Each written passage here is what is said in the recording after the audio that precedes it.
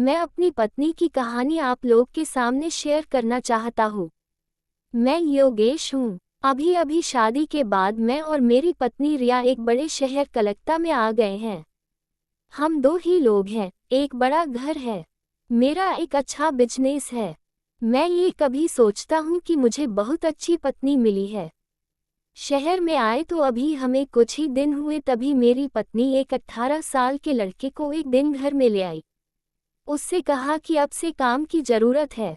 मैंने कहा ऐसा क्या काम है जो तुम अकेली नहीं कर सकती, लेकिन मेरी पत्नी बोली ये लड़का यही रहेगा और मेरे साथ कुछ काम करेगा। मैंने बोला ठीक है, किसी अजनबी जवान लड़के को इस तरह अपने घर में रखना सही नहीं है। वह है भी जब मैं मना कर रहा हूँ। एक दिन की बात है, मैं अपने कमरे में सो गया। सुबह करीब 5 बजे मेरी नींद खुली। तब मैंने देखा कि मेरी पत्नी बिस्तर पर नहीं है। मैं फिर बाथरूम में देखा, वह वहाँ भी नहीं थी। दरवाजे के पास देखा, तब जाकर जब मैंने किचन में देखा तो मेरी पत्नी हाथ में पैसे लेकर उस लड़के को दे रही थी और वह लड़का रो रहा था। वह उसे चुप भी करा रही थी।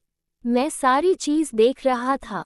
अब मुझे कुछ समझ में नहीं आया, बात क्या है। मेरे मन में मेरी पत्नी के खिलाफ गंदे विचार आने लगे थे।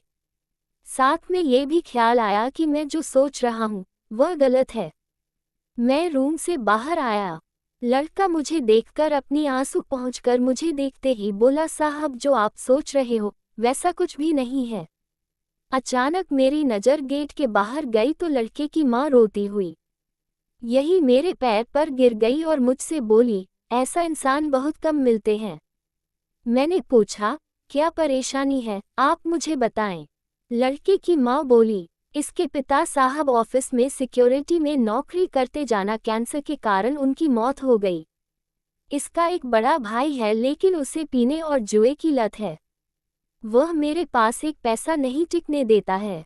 मैं अपनी बात लेकर मैडम साहिबा के पास और उन्होंने पैसे से हमारी मदद की। साथ मैंने बताया इसका भाई ऐसा है तो उन्होंने कहा कि इसका यहाँ रहना सही नहीं है, इसलिए मैडम साहिबा इसे अपने घर ले करके तुम्हारे पास लेकर आए। मैंने बोला, बिल्कुल ठीक किया। हम दोनों ने लड़के को लेकर फिर से अपने घर के अंदर चले। अब मैं उसे और अपने पत्नी दोनों को ज़्यादा प्यार करने लगा हूँ।